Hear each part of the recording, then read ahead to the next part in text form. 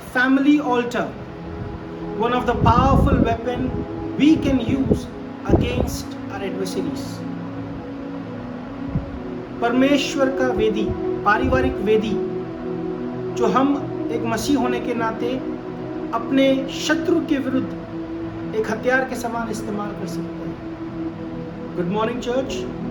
I believe that we are doing good in our lives.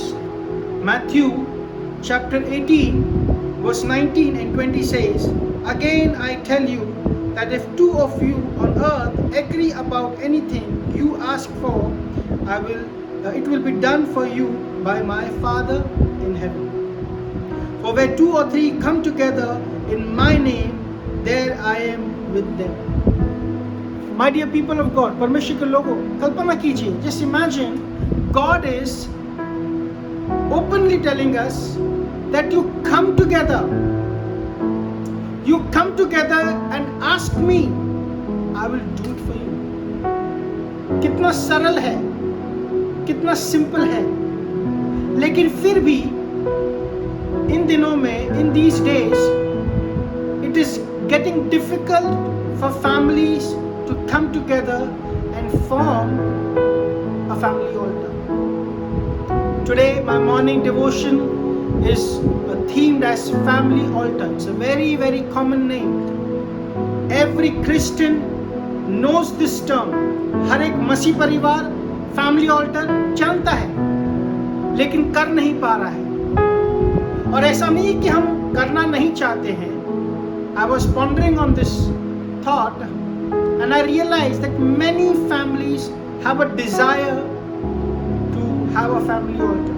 Many husbands, many wives, many children, they want to have a family altar. But कुछ बातें हैं जो हमें रोक रही हैं. There is something which is not allowing us to have this culture of family altar in our lives, in our family. There are three things we are going to learn today. आज इस सुबह के वक्त तीन बातों को हम सीखेंगे. First of all, having a family altar needs time. You need to dedicate a time. Many a times, rather, let me tell you this, इन दिनों में अगर कोई कुछ सबसे ज़्यादा महंगी है तो वह है हमारा समय. These days, one of the most precious, one of the most costliest thing in our life is time. We are struggling to have time for us. हमारे लिए समय निकालना, परिवारों के लिए समय निकालना मुश्किल हो रहा है. तो परमेश्वर के लिए समय निकालना, coming together as a family altar is a big challenge. But this morning, the Lord wants to tell us, प्रभु इस सुबह के वक्त हमसे कहना चाहते हैं कि if you want breakthroughs, अगर हम हमारे जीवन में breakthroughs देखना चाहते हैं, छुटकारा देखना चाहते हैं, answered prayers देखना चाहते हैं, so the first thing is take out time. Take out time. समय निकालिए. We all are busy working 9 hours, 10 hours, 12 hours. We are busy making money. We are busy doing everything. सब कुछ करने में बहुत व्यस्त हैं हम. पर ध्यान से सुनेगा प्रभु के लोगों. Today God is telling us openly, come together and ask me. मिलकर आओ, परिवार के लोगों मिलकर आओ, मुझसे मांगो, मैं तुम्हें दूंगा. Let us take out time. समय निकालिए. And one more thing, एक और चीज कहना चाहता हूँ कि परमेश्वर के लिए समय निकालने के लिए हो सकता है कि हमारे पास समय भी है, बट कहीं ना कहीं there are so many frictions in our family. हो सकता है पति पत्नी के बीच में कभी कभी नोक-झोंक हो जाता है. You know, there are sometimes friction between husband and wife. So we don't take out time for God. Before you take out time for God, come together, voice out your differences. अगर आपके बीच में कोई अलगाव है, कोई मनमुटाव है, कोई नोक-झोंक है, कोई छोटे मोटे झगड़े होते हैं परिवार में, जिसकी वजह से हम प्रभु को समय नहीं दे पा रहे हैं, हम साथ में नहीं आ पा रहे हैं. First thing, take out time for God. Let us voice out our issues.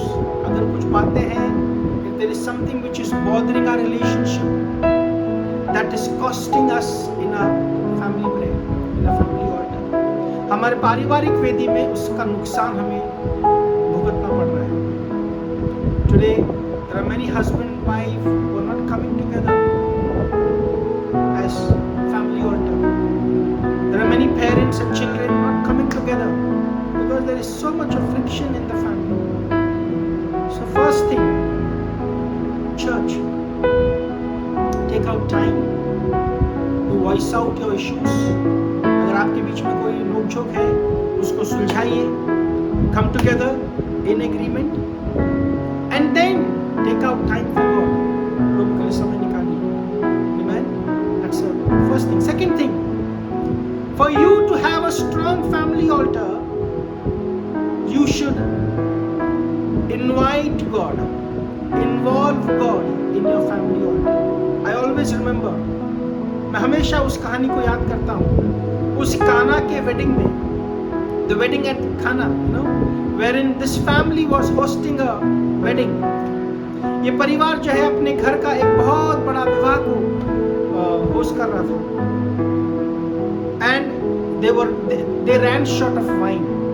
उनके पास दाखरस खत्म हो गया.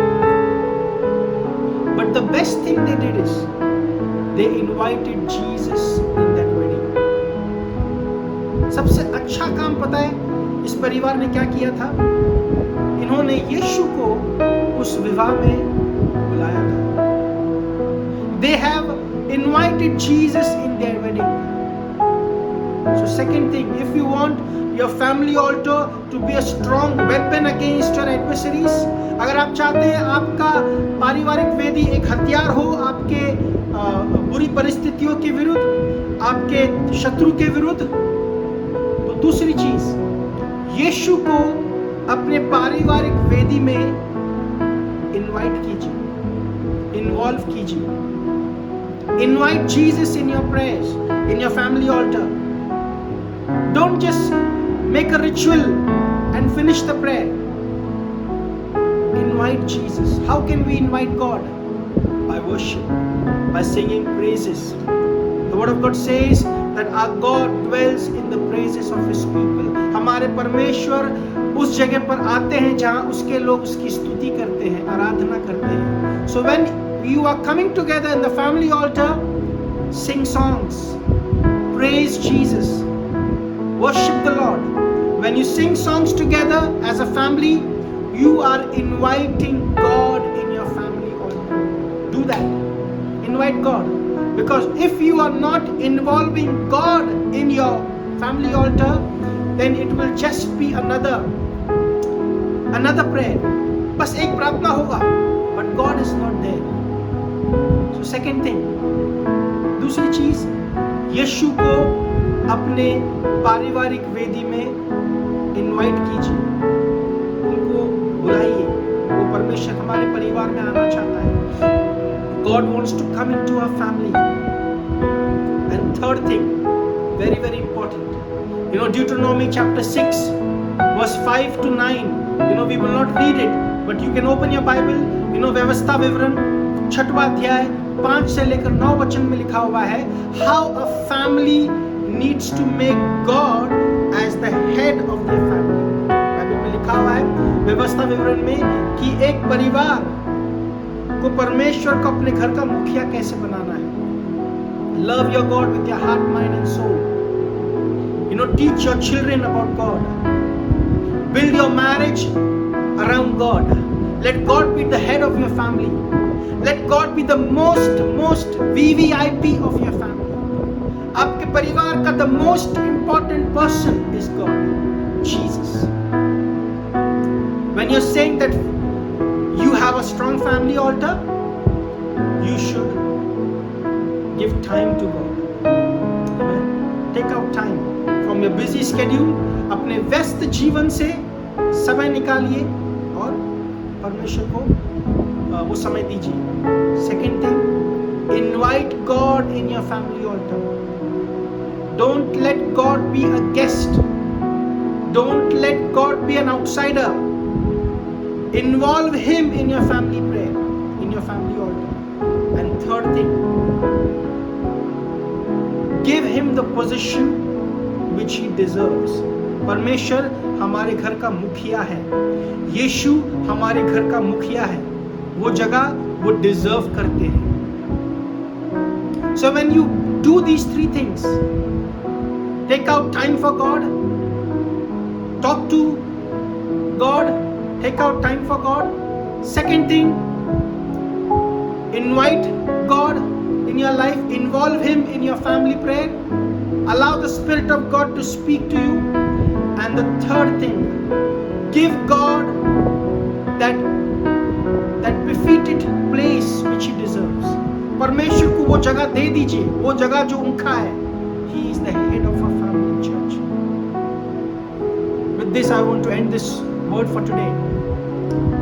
Your family altar is your strongest weapon to fight against your adversaries.